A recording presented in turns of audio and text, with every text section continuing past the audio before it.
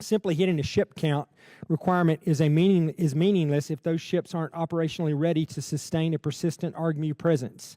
I know we've talked a little bit about this subject already, but while I fully support the investing in the procurement of new ships, are we also making sufficient investments in amphibious readiness, maintenance, and industrial-based capacity to sustain the Marine Corps 3.0 READINESS requirement in the long term?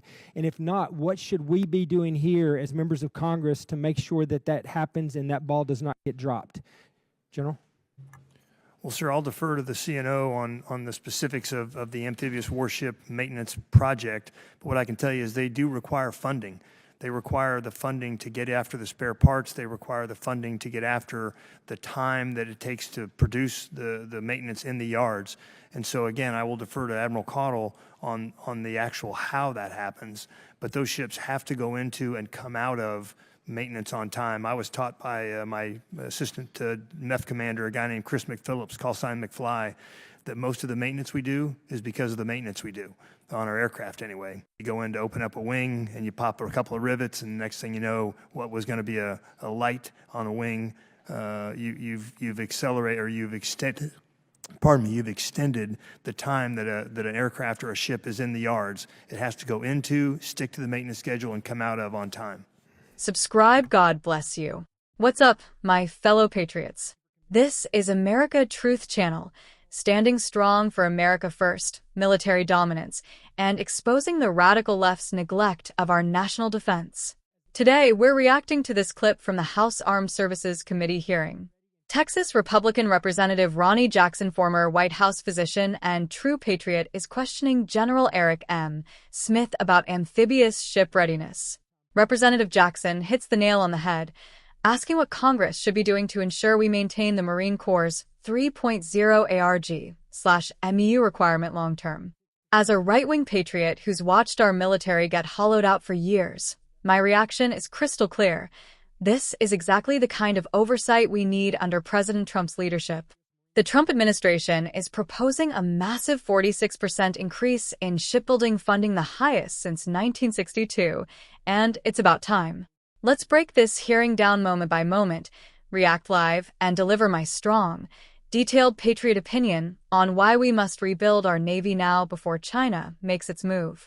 If you support a strong military and putting America first, smash that like button and subscribe. Listen to this, Patriot. Gentleman from Texas, Dr. Jackson. Thank you, Mr. Chairman.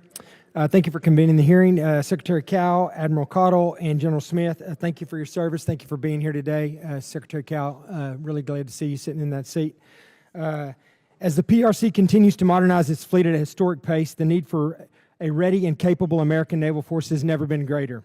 The Department of the Navy fiscal year 2027 budget request is a defining moment to reassert the United States as the world's greatest maritime power, to rebuild our industrial base, and deliver a larger, more capable Golden Fleet to our sailors and Marines.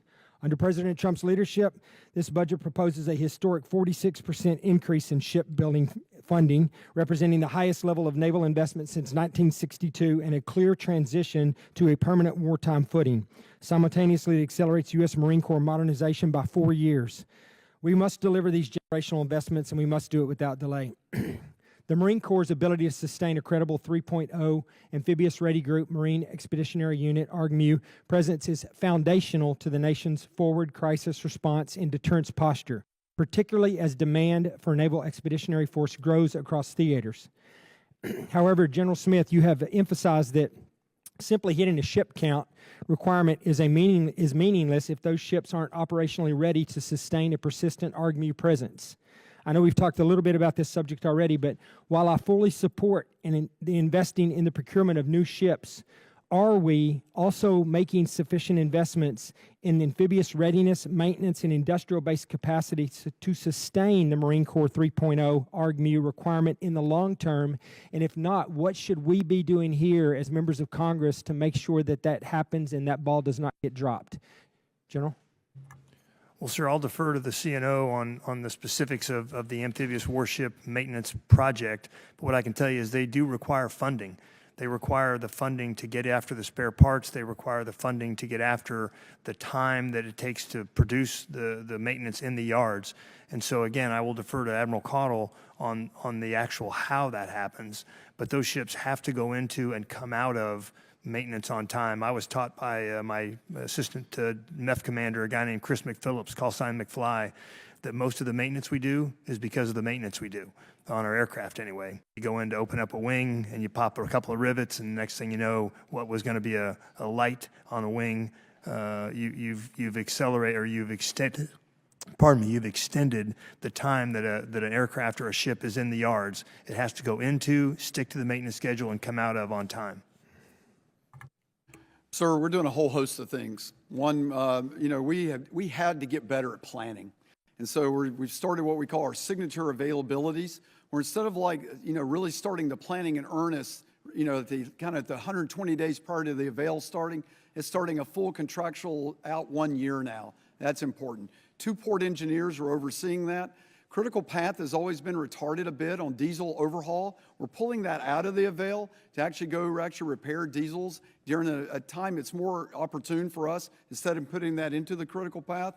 Long lead time material for these designs, boilers, and some of this stuff is very old, and actually improving the long lead time material ordering. Planning improvements, and probably the most important thing we've done is put a 4-star oversight board.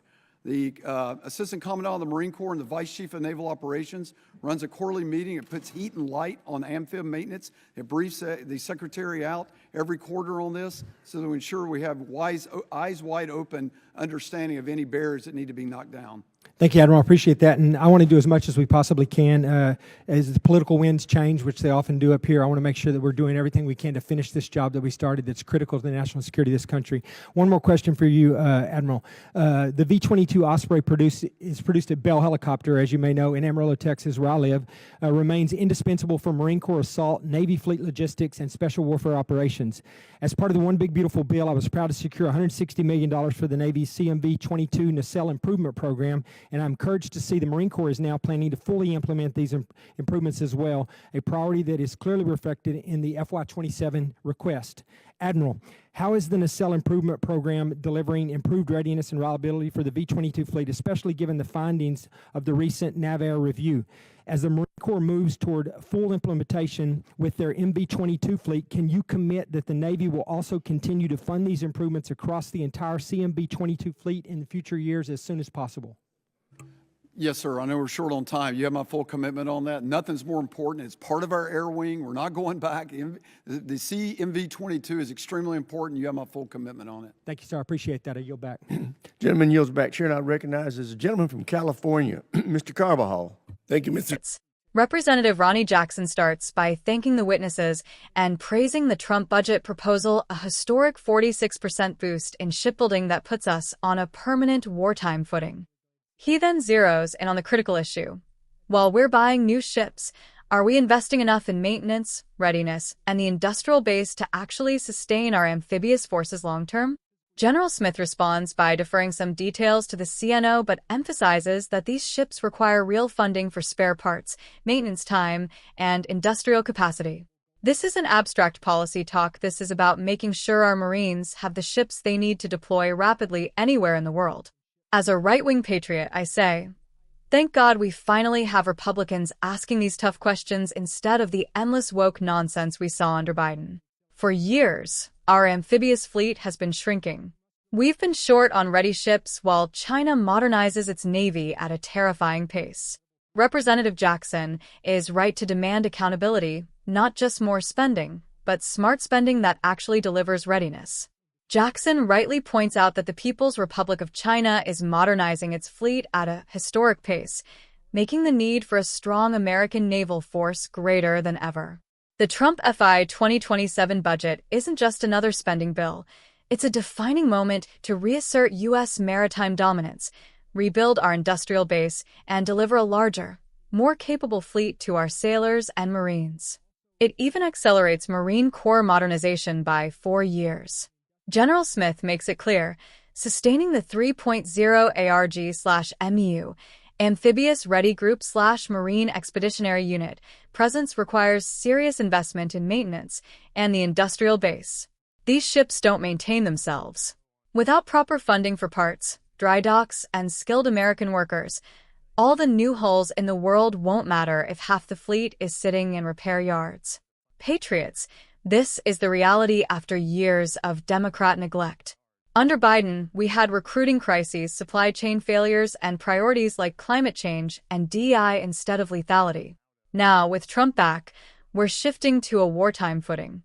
Representative Jackson is doing what good conservatives should, supporting the buildup while making sure taxpayer dollars deliver real results, not bureaucratic waste. From my perspective as a dedicated right-wing patriot, this hearing is music to the ears of anyone who loves a strong America. For too long, our Navy and Marine Corps have been treated like second-class citizens while globalists shipped our industrial capacity overseas. China now has the world's largest Navy by hull count, and they're not building it for peaceful parades. President Trump's approach is exactly right. Massive investment in shipbuilding, bringing jobs back to American shipyards, training the next generation of welders and engineers, and focusing ruthlessly on combat readiness. No more woke indoctrination in the ranks. No more diverting funds to irrelevant social programs. We need every amphibious ship ready to deploy, every Marine combat effective, and our industrial base resilient enough to survive a prolonged conflict with China. My valid opinion, Congress should not only fund the Trump budget request, they should increase it where necessary and cut wasteful spending elsewhere. We don't want endless wars, but we must have the capability to win them decisively if enemies like China force our hand over Taiwan or the South China Sea. Representative Ronny Jackson gets it. General Smith gets it. This is what America First defense policy looks like: strength that deters war and protects our homeland, our economy, and our allies.